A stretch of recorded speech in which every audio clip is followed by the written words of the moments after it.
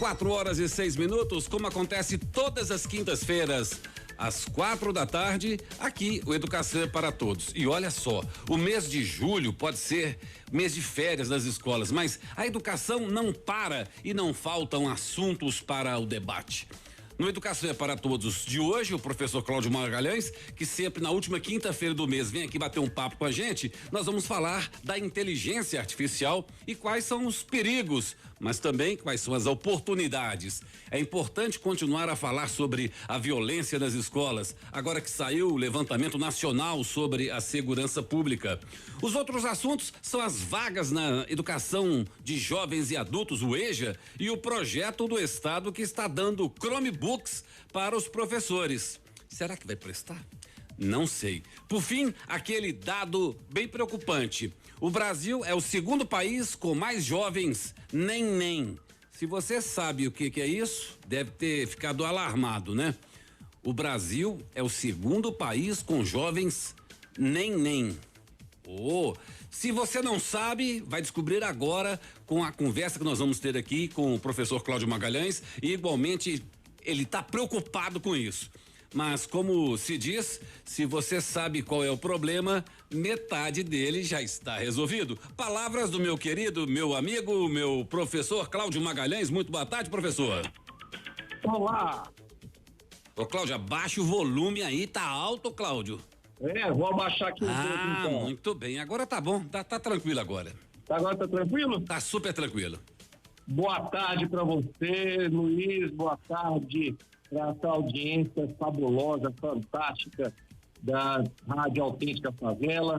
Hoje sentindo muito não estar aí presencialmente, mas sabe como é, né? Até professor também tem férias também, né? Então, embora eu não esteja presencialmente nesse maravilhoso estúdio da Autêntica, eu estou aqui para a gente continuar conversando, mesmo em julho, sobre os assuntos mais relevantes da educação no mês de julho. Maravilha, né, Cláudio? Que bom que você, embora esteja em férias, está presente aqui com a gente, participando do programa, como sempre acontece na última quinta-feira de cada mês, trazendo aí para reflexão os assuntos que viraram notícias sobre a educação. É isso aí.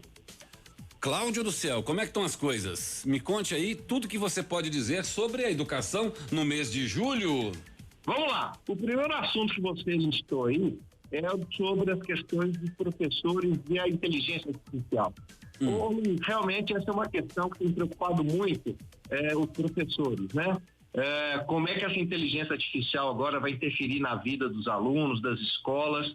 Então, é importante a gente estar sempre falando um pouco sobre isso, porque quanto mais conhecimento a gente tem, menos inseguro a gente fica. Cláudio, Oi? Eu só queria que você começasse assim, explicando para a audiência aí, o que significa, o que é a inteligência artificial, de uma maneira assim mais generalizada, para a gente poder introduzir o assunto desde o começo aí, para quem não está muito ligado no que é a inteligência artificial.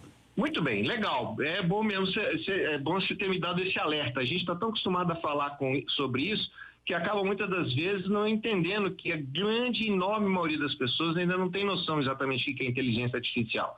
Bom, gente, inteligência artificial nada mais é do que um software, ou seja, um programinha de computador que está dentro do seu celular, está dentro do seu computador, está dentro também da sua televisão, está dentro de um monte de outras coisas, os seus aplicativos, e que ele trabalha sozinho. A ideia, embora muitas vezes equivocada, de inteligência, né? A ideia de que ele trabalhe sozinho, que uma máquina converse com outra máquina sem uma interferência direta dos seres humanos. Os seres humanos a programam e aí depois ela vai trabalhar sozinha, né? E além disso ela vai aprender, né, professor? Um comportamento, né? Isso, é uma certa dependência dos seres humanos. Eu gosto de fazer uma comparação que é como um filho, né? Você cria, né? Você faz, mas daqui de um determinado momento ele vai se desenvolvendo sozinho. Muitas das vezes ele vai te pedindo informação, vai fazendo muita bobagem, porque na realidade ainda não entendeu como é que é o seu contexto, a sua vida, né? Quem são as pessoas que estão ali por volta, né? O que está acontecendo. Então a inteligência, assim como uma criança, ela vai se desenvolvendo aos poucos. até chegar um determinado momento que cada vez mais ela precisa menos da intervenção dos seres humanos, porque ela vai aprendendo com os outros seres humanos, com as outras inteligências artificiais, ou seja, um adolescente aprendendo com outro adolescente, tendo contato com outras coisas, inclusive também com seus atos de rebeldia também, né? O comportamento, né, professor? De comportamento, inclusive, e aí espera-se, embora ainda não se tenha isso ainda, né? Algum lugar que você possa dizer que existe uma inteligência artificial madura, ou seja, aquela que é completamente independente da sua origem dos seres humanos, né? E possa tomar decisões de comportamento que sejam adequados naquela sociedade onde ela convive. É o que se espera, por exemplo, do adulto. Só que a gente não sabe que nem com adulto acontece isso direito, né? Então imagina você fazer isso de alguma coisa, uma coisa artificial, uma coisa que depende de números, de matemática, etc. Então, a inteligência artificial, ela é um software, é um programa que ele vai já atuando sem a gente ter muita interferência. Vamos fazer um exemplo simples assim. Uma máquina fotográfica, né? Para ela funcionar e tirar a foto, eu tenho que mirar, fazer um enquadramento, apertar o botão na hora que eu acho adequado e vai lá e registra essa foto, não é isso?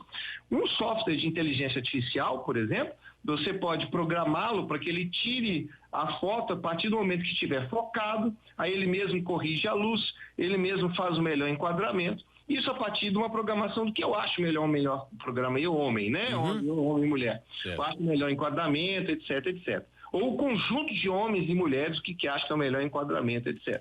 O que acho que é importante a gente deixar claro, Luiz, é que isso não é uma coisa de ficção científica que vai acontecer. Ela já existe na vida da gente, já está aí há muitos anos já funcionando, né? E que a gente não se falava muito, não era muito modinha de ser dito, né? Agora virou um pouquinho mais modinha, porque você tem os grandes conglomerados lançando os outros softwares de educação de inteligência artificial, né? Como o caso do GPT, né? O caso também agora do Google e todos os outros que estão vindo. Mas, na verdade, a inteligência artificial já está aí há muito tempo.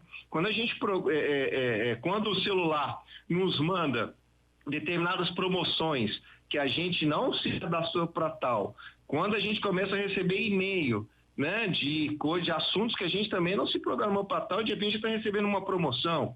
Aquele software que a gente usa no celular, que à medida que a gente vai usando, quanto mais a gente usa, parece que ele mais nos entende, ele consegue fazer respostas mais rápidas, isso também já é uma inteligência artificial. Programação de televisão, né, quando já se sugere os programas, um Spotify ou qualquer programa, ou seja, essa inteligência artificial já existe há muito tempo já com a gente, sabe? É a primeira experiência que a gente pode falar digamos assim, a gente possa oficializar como inteligência artificial no conceito que a gente usa hoje, é lá da década de 80, quando um computador da IBM venceu o campeão mundial no xadrez, que até naquela ocasião, né? Era o máximo, falava assim, olha, se um computador ganhar de um ser humano, do campeão dos seres humanos no xadrez, significa que ele já avançou bastante nessa inteligência. Então, assim, basicamente, inteligência artificial é essa história dos softwares que começam a trabalhar com a gente sem a gente precisar acionar muito, né? Isso, na verdade, essa ideia do equipamento funcionar sem a gente prestar muita atenção, isso já está na vida da gente, né? A geladeira já sabe quando é que ela tem que parar de gelar, porque senão ela vai fazer crosta, né? A gente já sabe que tem, o carro já sabe que tem que jogar um ar nele antes que ele esquenta demais. Essa história dos equipamentos já fazendo coisas que a gente já não quer dar, né? Não quer porque é muito banal. Repetitivo, né? Mecânico, né? O maior problema que, digamos, que estejam mais destacando agora é que a inteligência artificial está entrando em lugares supostamente intelectuais. Acho que esse que é o grande problema, sabe assim? Mas quando é para ligar um motor, quando é para desligar uma geladeira, tudo bem. Mas aí, peraí, vai escrever um texto, vai dar uma aula, que é o nosso assunto aqui hoje. Uma inteligência artificial vai dar uma aula?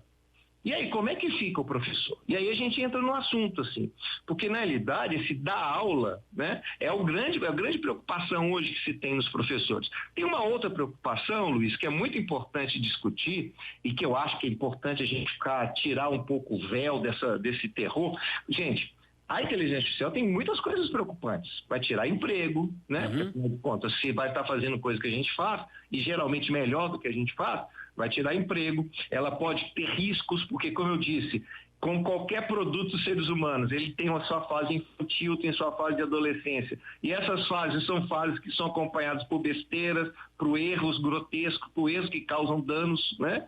Quem tem adolescente sabe que, né, a vida tem desses prejuízos. E aí, isso também está acontecendo com a tecnologia.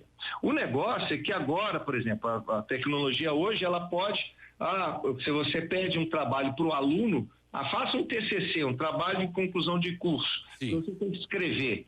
Hoje, simplesmente você pode enviar essa pergunta para um chat, para uma inteligência artificial e falar o seguinte, escreva para mim um TCC de 15 páginas sobre a Rádio Favela. Entendi. Ele vai pegar as informações que tem sobre a Rádio Favela na internet, vai fazer um texto bacana e vai ficar com cara de um TCC. E aí o professor fala assim, meu Deus, e aí então esse menino não fez nada, né? Ele fez um grande plágio, né? Um grande cópia disso. E aí como é que eu vou avaliar ele, né? E ele não colocou ali, não imprimiu ali o seu pensamento, né?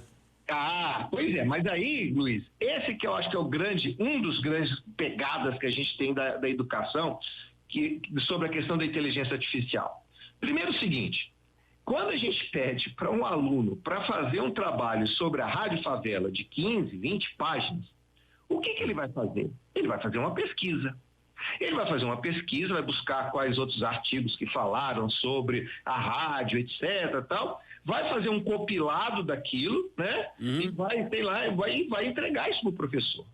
Na maioria enorme das vezes, o professor vai checar esse compilado, vai ver se ele fez direitinho, né? Fez bacana, etc. E vai dar uma nota pela formatação desse trabalho. Você percebe, Luiz, que ele fez nada mais do que o GPT fez, só que dando muito mais dor de cabeça, manualmente, muito mais né? demorado, muito mais complicado. Porque o problema não está na inteligência artificial, está no processo educativo. Porque qual seria o ideal disso? Embora o ideal para a educação é sempre muito distante, né? Não é ele pedir um trabalho e esperar daqui 4 meses. É falar o seguinte, você quer fazer um trabalho sobre a Rádio Favela? Então, olha só, primeira coisa que você tem que fazer é uma pesquisa sobre texto. Aí você vai me entregar daqui 1 mês o que você achou na internet. Não precisa nem escrever, só que você achou lá e me diga pedaços. Agora, combina de você fazer uma visita, você entrevistar o Misael, para você entrevistar a Deisilane, para o Luiz Chinelato, para as pessoas que trabalham lá.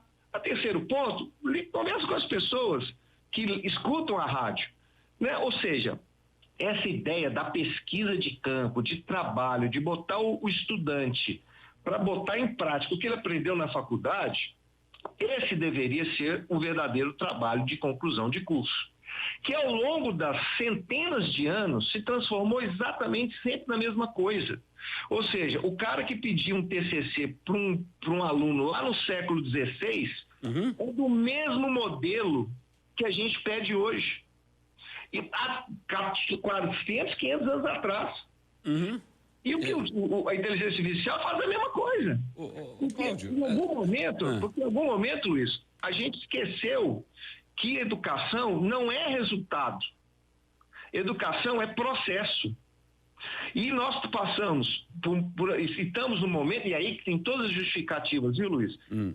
Mal remuneração, muito trabalho, realmente é muito difícil o professor acompanhar 40, 50 alunos nos seus processos educativos. Né? Realmente. É muito complicado fazer isso mesmo, né? Mas perceba que nesse sentido, a educação artificial, da educação da inteligência artificial, ela só reproduz os nossos defeitos. E aí, quando a gente fala de oportunidade, é pensar, ok, se é assim, o que nós, professores de educação, podemos aproveitar dessa inteligência artificial? Porque, Luiz, não tenha dúvida, não há volta disso. Não tem mais como dizer, não vamos usar inteligência artificial na educação, não tem mais volta. O que a gente tem é pensar o seguinte, o que a gente pode fazer enquanto oportunidade para não piorar a educação e concomitantemente melhorar ela. Pois é, Cláudio, mas olha só, a gente tem que pensar na inteligência artificial como um processo de criação e não como uma mecanização de atividades repetitivas.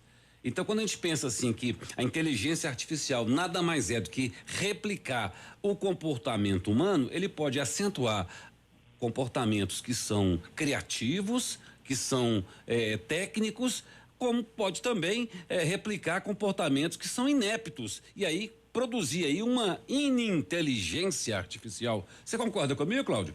Perfeito, assim, é por isso que a gente tem que pensar a inteligência artificial. Porque olha só, essa história de que uma tecnologia vem e atrapalha a educação, isso é quase mais velho do que o Homo sapiens. Sempre foi assim. Então, por exemplo, lá, claro que a gente não tem exatamente fim disso, mas eu estou aqui imaginando que a maneira como os caçadores-coletores passavam informação para as próximas gerações Sim. era fazendo teatro, fazendo aquela contação de história. Mímica. Né? E aí, de repente, um rapaz falou o seguinte, não, mas peraí, isso aí quando o velho morrer, ninguém vai saber. Não, vamos passar para as próximas gerações, mas peraí, e se a gente pintar na parede? Na parede? Aí provavelmente os caras, não, mas isso é uma heresia, uma coisa do demônio e tal. E aí aconteceu exatamente a mesma coisa quando inventaram a prensa do Gutenberg. Houve um grande movimento dizendo exatamente isso, Luiz. Presta atenção, o que eles disseram quando quando o Gutenberg inventou a prensa. E aí se percebeu que os livros iam se popularizar.